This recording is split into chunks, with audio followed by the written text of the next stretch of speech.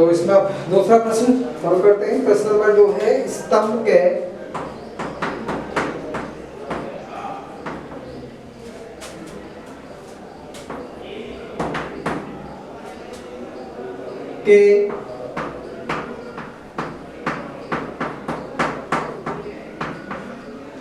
स्तंभ के कथनों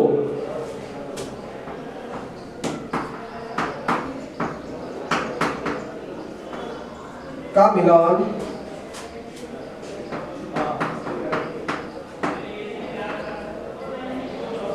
स्तंभ के कथनों का मिलान स्तंभ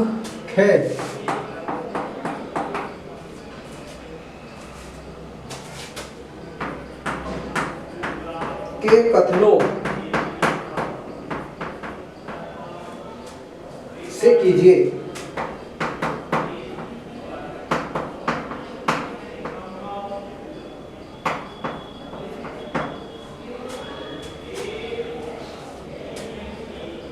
तो यहां पर आ जाएगा आपका स्तंभ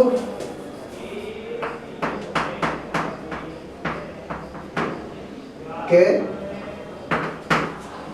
और दूसरी तरफ आ जाएगा स्तंभ खे।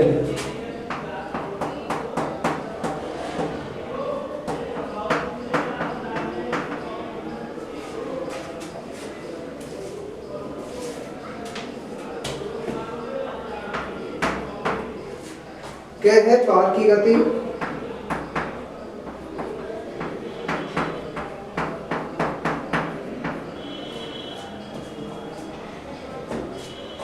तो इसका उत्तर हो जाएगा हमारा सरल रेखीय गति,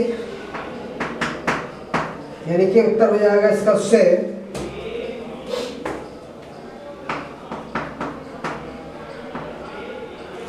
सरल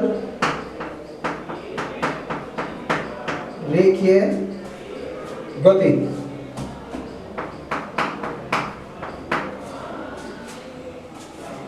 उसके बाद आ जाएगा हमारा खे,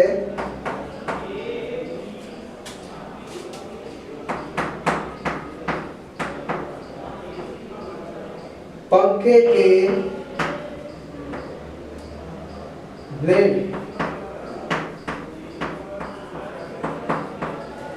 ब्लेड की गति।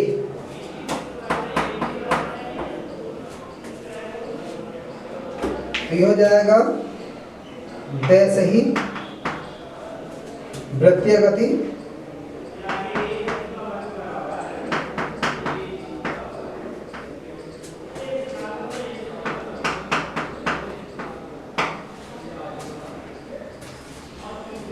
ये है झूले की गति।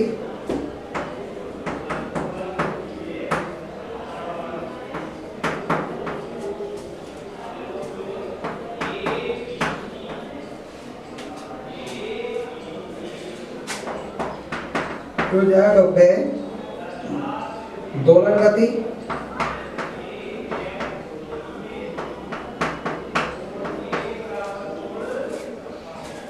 फिर आ गया इसमें घे,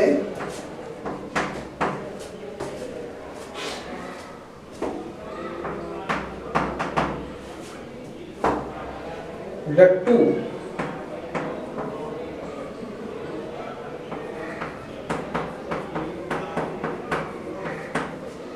की गति। यह हो जाएगा ए घूर्णन गति।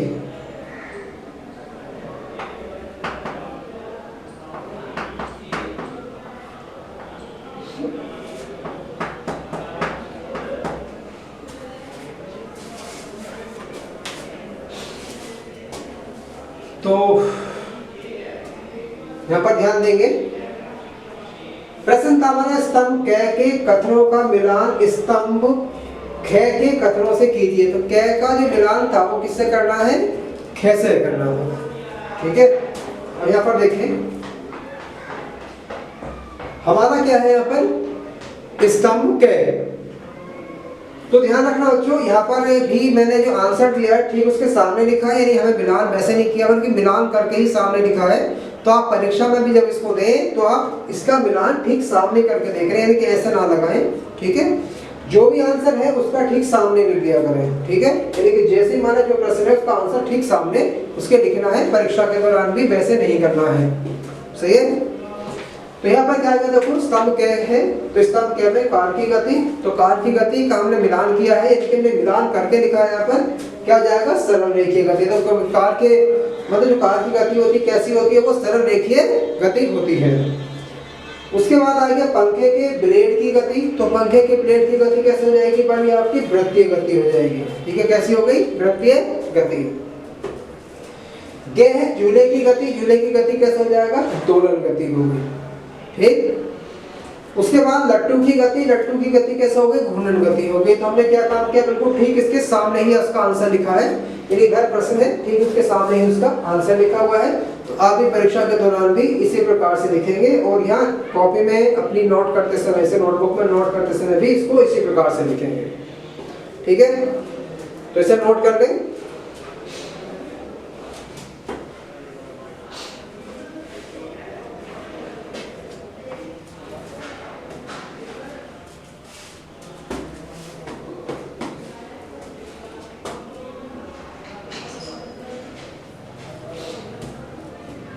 मैं समझता हूँ आपने भी कर लिया होगा नोट।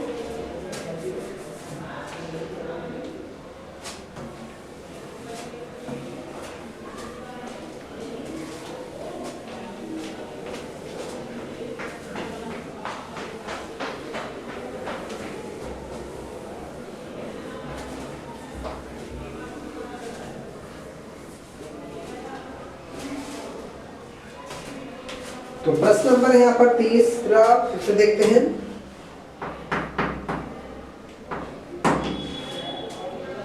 निम्नलिखित कथनों में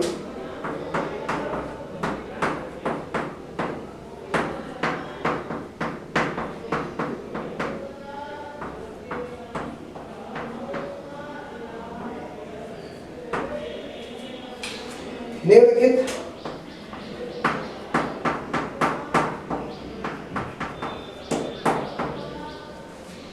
कथनों में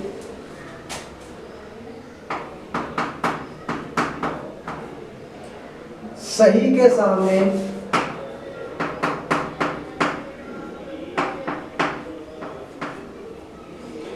निम्नलिखित कथनों में सही के सामने सही और गलत के सामने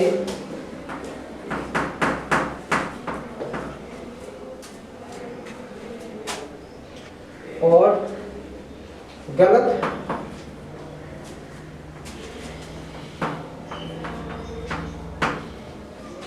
के सामने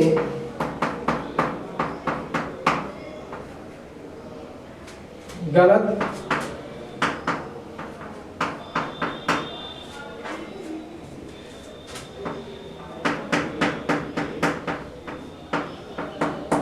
अपनी अभ्यास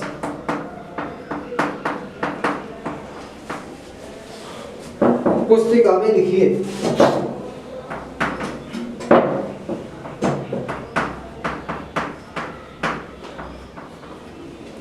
पुस्तिका में लिखिए।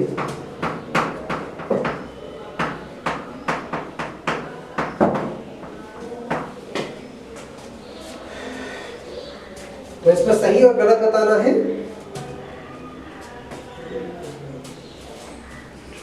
इसमें क्या है,